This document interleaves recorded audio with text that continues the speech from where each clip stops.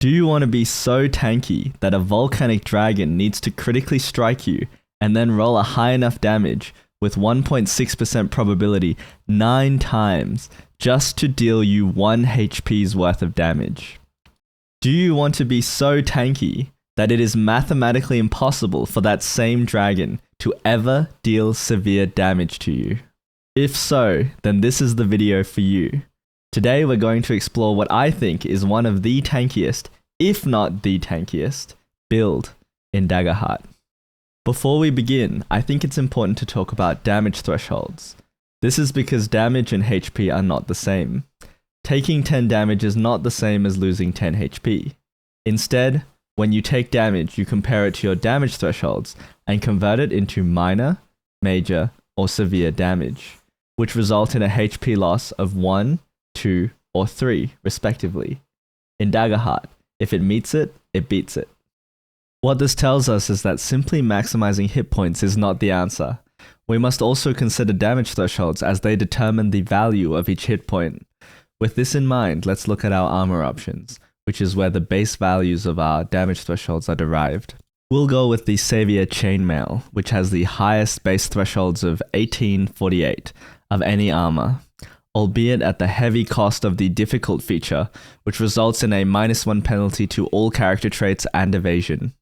I also want to talk about 2 alternatives that you may wish to consider if the difficult feature seems like too high a price to pay. The legendary full plate armor has slightly lower base thresholds, but its very heavy feature only reduces evasion and agility. If even this is too high a price, then you might consider the full fortified armor, which has even lower base thresholds.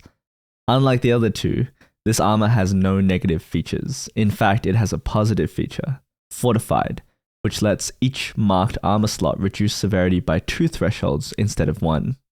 There are 2 possible choices for ancestries that affect tankiness.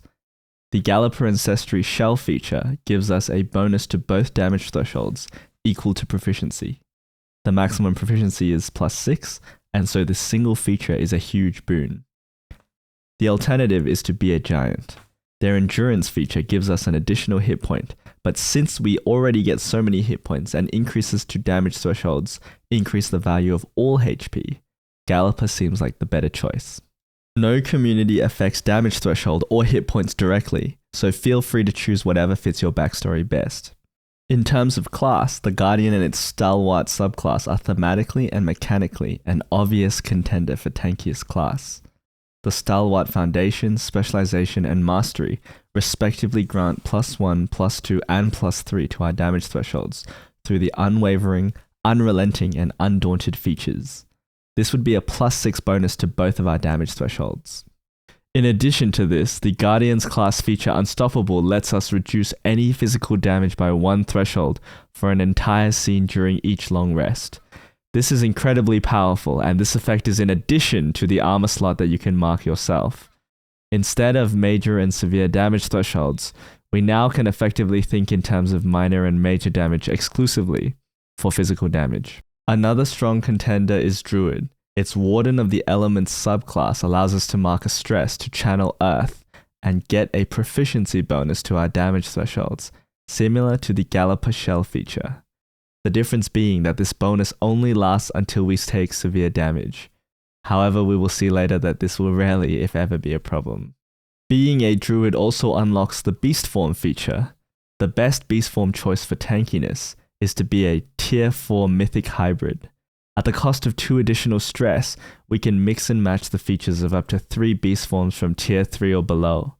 By taking the physical defense feature of the Tier 3 Mighty Lizard and the Thick Hide feature of the Tier 2 Powerful Beast, we get +5 to both of our damage thresholds.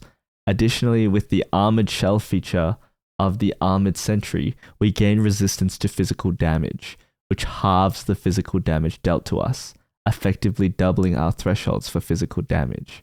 This feature also lets us retract into our shell to further reduce physical damage, but at the cost of an armor slot and the ability to take other actions. This may not always be practical. In addition, we can also choose to have advantage on attacks permanently from the Mighty Lizard. Altogether, Druid grants us plus 11 to our damage thresholds, requiring no more than the foundation of the Warden of the Elements subclass and access to tier 4 beast forms. Additionally, the Seraph Winged Sentinel Mastery Ascendant feature and the Sorcerer Elemental Origin Mastery Transcendence feature both give plus 4 severe damage threshold. While notable, these give less total damage threshold than Druid or Guardian. Instead, we can combine the best of both worlds by multiclassing as a Guardian and Druid, since we only need the foundation feature of the Druid's Warden of the Elements subclass. We begin as a Guardian, which has 1 more starting HP. In doing so, we forego the plus 3 bonus of the Undaunted feature for the plus 11 of the Druid. Now let's look at our domain cards. As a Guardian, we have access to the Blade and Valor domains. When we multiclass into Druid, we can choose to also access some of either the Sage or Arcana domain cards, but unsurprisingly, these are not very relevant. Vitality lets us choose 2 permanent bonuses, and of course we will choose the plus 2 bonus to our damage thresholds and the extra HP slot. Note that this then enters the vault permanently and so does not count towards our 5 domain card limit. Fortified armor simply increases our damage thresholds by 2 while we are wearing armor. Rise Up gives us a bonus to our severe damage threshold equal to our proficiency, which we will have the maximum of 6, and a way to clear stress as we tank for our party. Finally, Blade Touched increases our severe damage threshold by 4 on the condition that we choose 2 more Blade domain cards to round out our loadout. Feel free to choose any 2 Blade domain cards to ensure you get the Blade Touched bonus. This build considers a tier 4 level 10 character, which allows us to benefit fully from level up options. At a minimum, we will get 6 extra hit points, 3 extra stress slots, maximum proficiency, specialization in the Guardian's Stalwart subclass, and a multi-class into a Warden of the Elements Druid. Beyond that, there are 2 remaining level up options in tier 2 that can be used to increase evasion, increase experience bonuses, or increase traits. Pause the video here to see the mandatory level up options. Finally, we make sure to add our level to our damage thresholds. As a level 10 character, we add 10 to both damage thresholds. Summing it all together, we achieve a major threshold of 52 and severe threshold of 92 for magic damage, and a major threshold of 104 and a severe threshold of 184 for physical damage. Let's recap how we got here. We begin with the Savior Chainmail, which gives us a base major threshold of 18 and severe threshold of 48. We get a proficiency bonus from the Shell feature of the Galloper Ancestry. The Guardian Stalwart subclass foundation and specialization give us +1 and +2 bonuses respectively. We then multiclass into Druid for the Warden of the Elements subclass to channel Earth and get another proficiency bonus to our damage thresholds. The Mythic Hybrid Beast form gives us a +5 bonus and resistance to physical damage.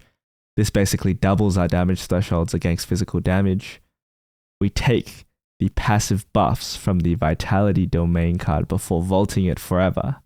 Various other domain cards make up the rest of our bonuses, where we make sure to take 4 Blade domain cards to get the Blade Touched bonus.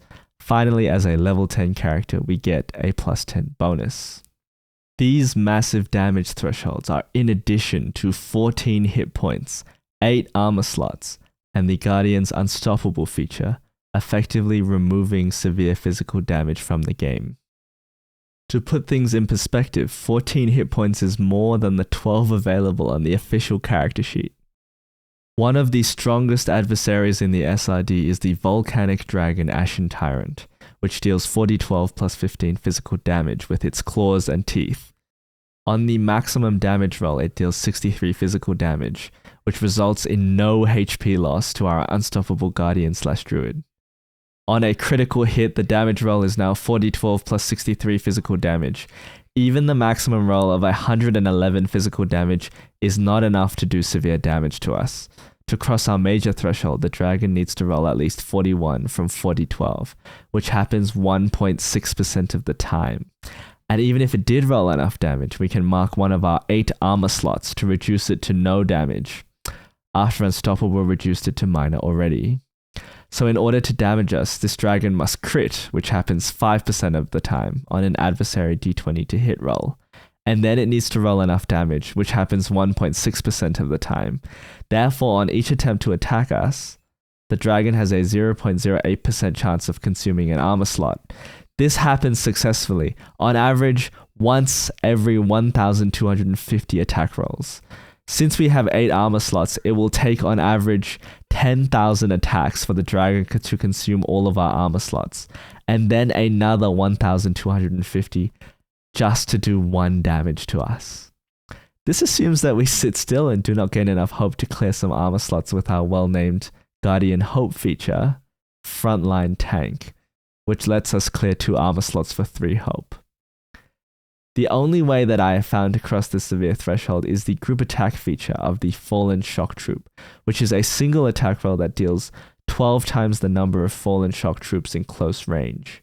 Even then, you would need to have 16 of these troops to finally do 2 damage, reduced by armor to 1 by this build. If you think you've found a tankier build or think that there are better alternatives, then please let me know in the comments section below. Thanks for watching, and please like and subscribe for more tabletop mathematics.